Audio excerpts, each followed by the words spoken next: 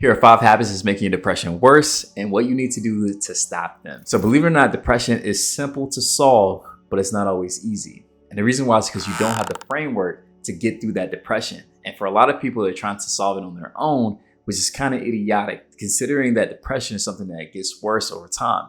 And yes, when I say get worse, it's kind of like cancer. It's something that will slowly eat you away if you're not careful. And that's why you need to see a therapist, because we have the antidote to help solve all of those problems. And again, it may not always be easy, but it is simple. Now, the thing is just like with cancer or any other, let's say, illness that you may have, there's things that you can do that can make it worse. And we want to make sure that we avoid that. Now, there's also things that you can do to make it better, is what we want to do more. And in this podcast, I'm talking to you guys about the 5 habits that makes your depression worse and what you need to do to stop that. So before we get into the first point, I want you guys to hit the subscribe button and join this podcast. And really, this podcast is more so like a community. It's a community of listeners that are ready to take a stand, right? They're ready to take a stand and change everything about themselves that's been holding them back. And if you're ready to do that, I just want you to hit the subscribe button, because in this podcast, I give tips that I give in therapy on this podcast, and it's absolutely free. You don't have to pay me a dime in order to take this stuff. And you'll be a fool to let this free advice go to waste. So with that being said, let's jump into the first habit. So I assume you have a bank account like most adults, right? And the beautiful thing about bank accounts is that at the end of the month, you get this thing called a bank statement. Now on this bank statement, if you take time to look at it, it'll show you all the charges and all the deposits within your bank account, if you will. And the thing about this is that if you have too many charges, right? So many charges or withdrawals, and then you have only a little bit of deposits, then you know that you can go bankrupt, right?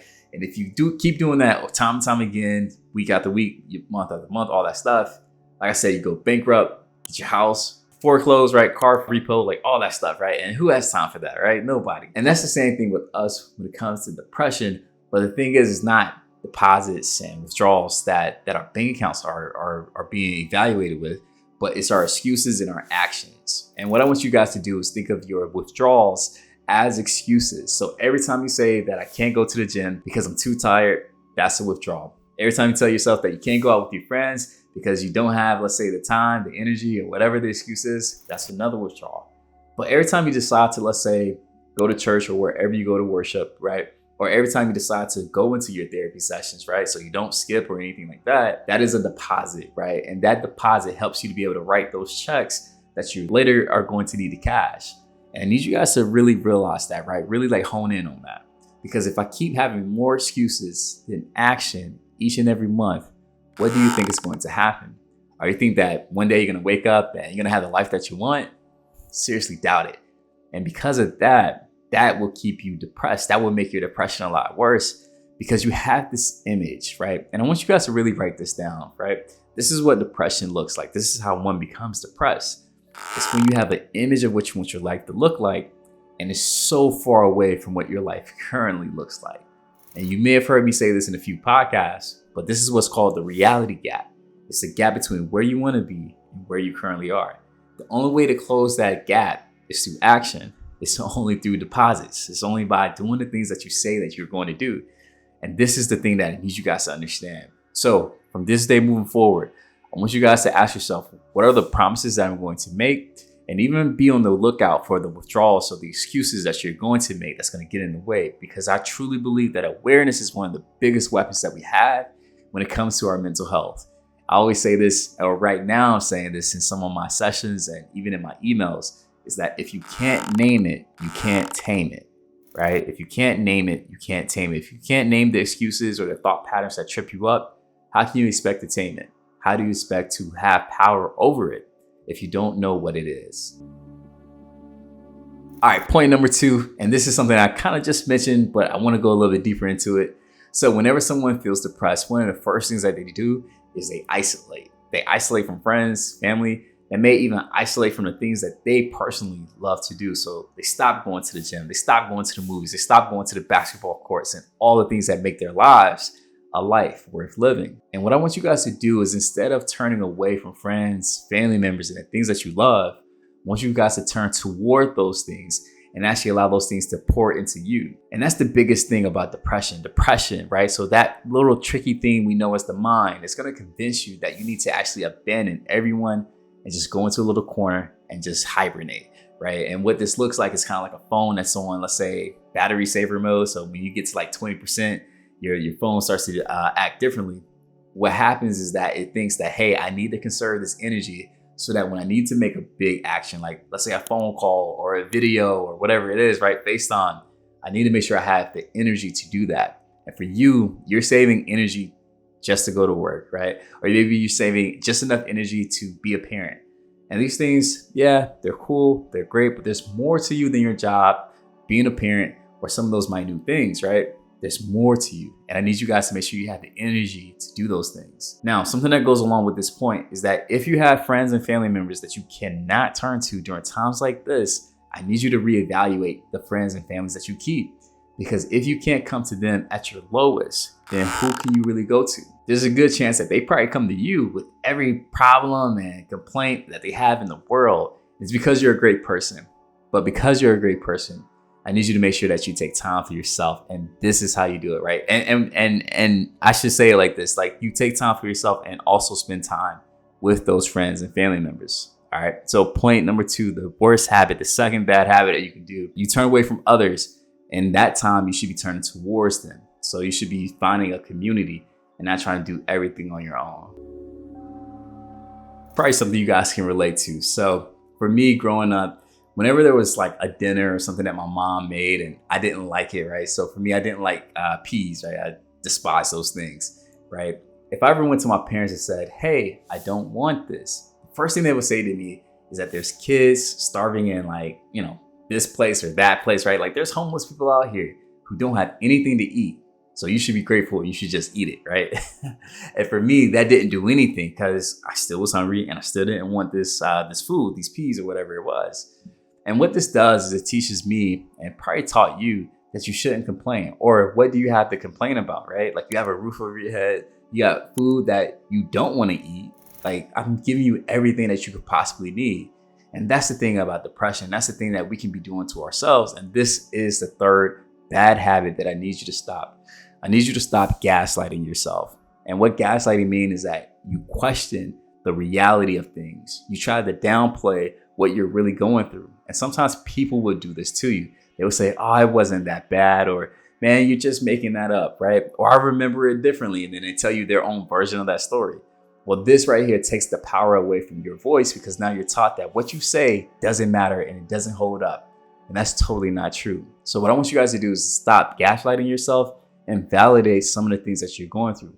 Like, yeah, man, life can be tough at times. I'll be the first to tell you, man, and I want to tell you guys like that part is what makes us all human, right? I'll talk about this maybe in another podcast, but believe it or not, it's our struggles that unites us more than our successes. So if me, Jeff Bezos, let's say Elon Musk, and Tim Cook all got in a room and we started talking about life, the one thing that we wouldn't be able to relate to is the successes, right? And maybe they can relate, but I wouldn't be able to relate to them.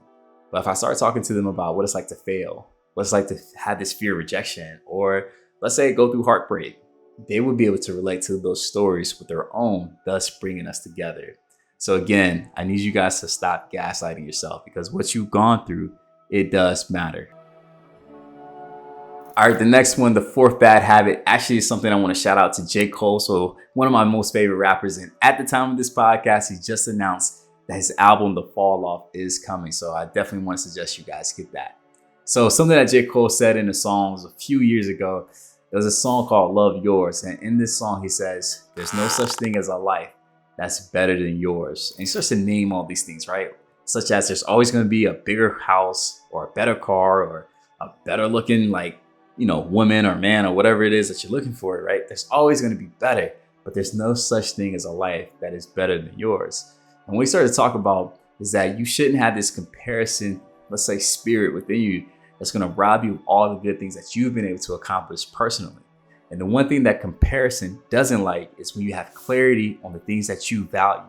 When you have a great idea of what it is that you want your life to look like, it's very easy to have a plan and have an image that you're attracted to, that you're focused on. But when you don't have those things, You could come across a shiny new ad, right? Whether it's on Instagram, Facebook, or whatever, a shiny new ad that says this watch will make you feel like a man again, or this type of body will make you feel like a beautiful woman.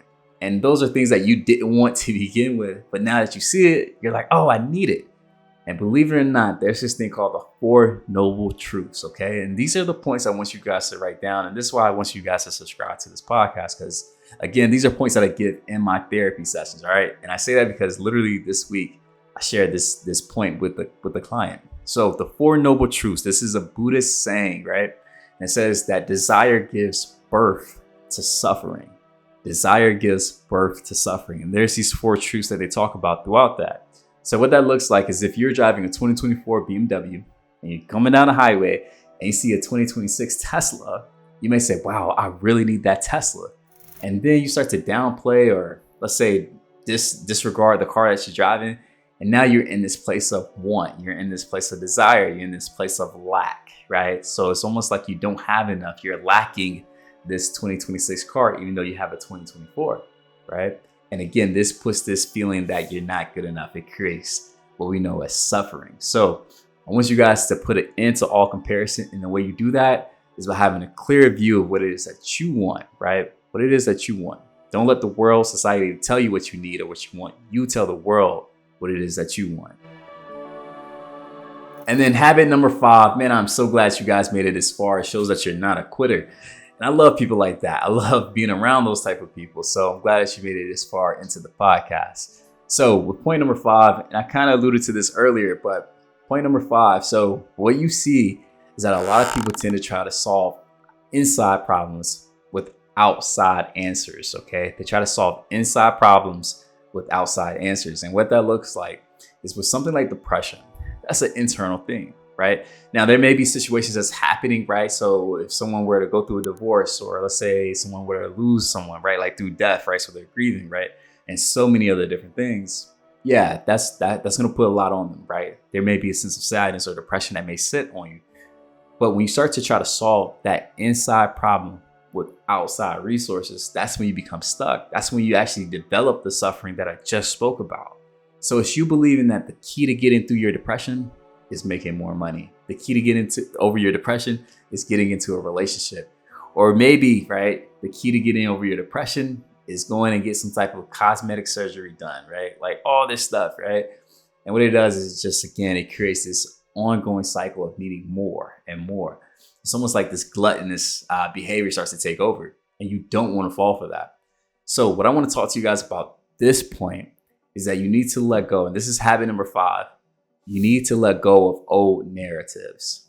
You need to let go of old narratives, because when you keep replaying these old narratives, you start to have some of the same outcomes. So if you have the old narrative of not being good enough, you're going to start doing or keep doing not good enough things.